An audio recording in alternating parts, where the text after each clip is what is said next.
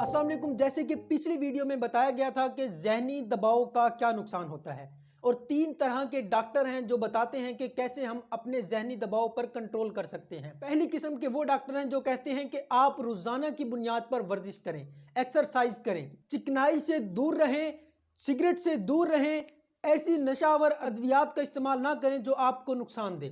लेकिन दूसरी किस्म के डॉक्टर ये कहते हैं कि सिर्फ यही बहुत कुछ नहीं, इसके साथ साथ आप में खुद एतमादी हो, आप आराम ज़्यादा करें, आप मराकबा करें, आप गौर व फिक्र करें, इससे आपका जहनी दबाव कम होता है। तीसरी किस्म के डॉक्टर ये कहते हैं कि इसके साथ साथ आपका रवैया भी तब्दील होना चाहिए। आपका रवैया डिपेंड करता है आपके जहनी दबाव को कैसे काबू किया जाए। फॉर एग्जाम्पल, अगर आप एक लाइन में खड़े हैं, एक कतार में खड़े हैं, आप नहीं पसंद कर सकते कि आप लंबी कतार में खड़े हों।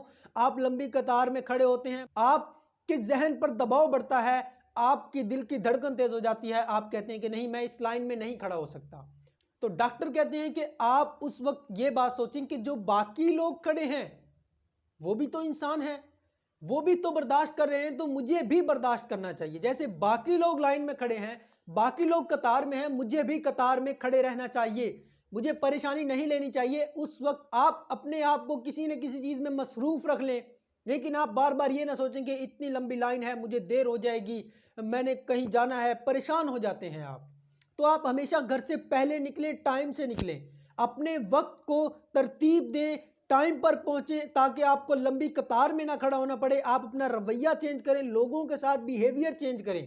जब आप लोगों के साथ बिहेवियर चेंज करते हैं तो आपका जहनी दबाव कम हो जाएगा। ये मगरिब के डॉक्टरों की तहकीक है जो मैंने आप तक पेश की। उम्मीद करता हूं कि आपको इस बात की समझ आई होगी। इंशाल्लाह नेक्स्ट वीडियो में आपसे मुलाकात होगी। तब तक के लिए अल्लाह हाफ़िज़।